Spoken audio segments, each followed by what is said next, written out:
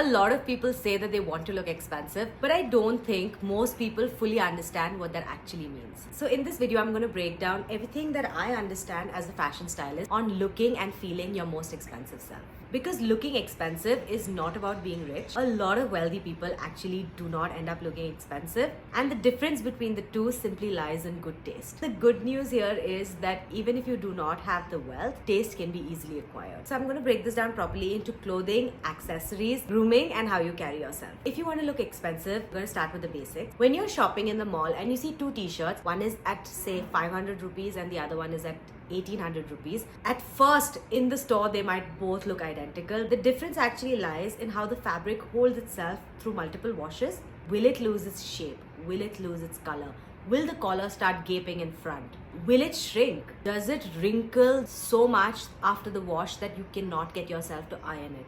Better fabric and better construction, better quality will always demand a little higher price point, and you need to be okay with that. You do not need designer, but you might need to level up from the cheapest option available. Timeless styles tend to look more expensive over trendy styles. A good classic blazer, clean cut trousers without any rips. These are going to take you through so many seasons and they always look more expensive than their trendier versions. Ripped jeans will always look less expensive but more trendy than your straight leg denims, which will always look more classy and more expensive. Another thing that I want to point out that I've noticed as a stylist, the women who look expensive repeat their clothes. That signals high quality and most of all, confidence. I'm going to give you a couple of tips when it comes to your outfits so that you can look more expensive. Number one would be neutrals always look more expensive than colors.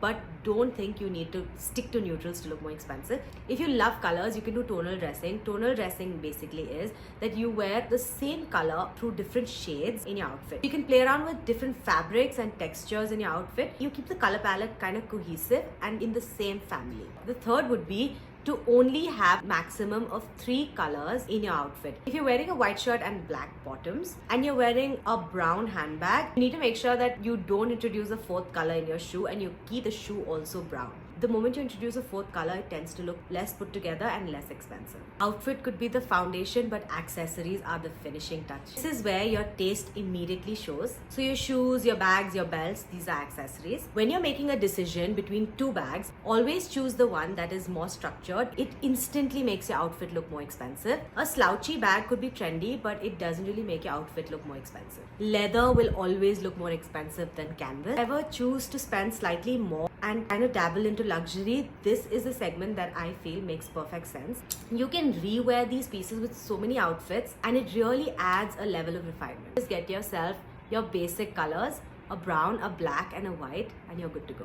Under accessories, jewelry is a very important topic. Minimal jewelry will always come across more expensive than statement jewelry. Think small hoops, small studs, dainty neck pieces, not overstacking your jewelry. That really screams for attention and doesn't look expensive. People who look expensive never demand attention. The room naturally notices them because of their refinement. The more minimal your jewelry is, the more genuine it looks. So even if you're not investing in gold at this point, your anti-tarnish jewelry really goes a long way, and it especially helps if you're wearing it every day because the jewelry then becomes a part of you and becomes so personal. It really elevates the way you're perceived. The right kind of jewelry will make you feel very expensive.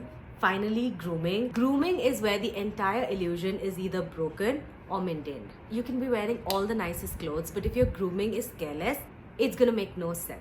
Don't need to do a fancy manicure all the time. Your nails just need to be clean, presentable, short, and of course they all need to be the same length. Regular pedicures, and I really feel like a gel pedicure goes a long way. You can do one in 45 days.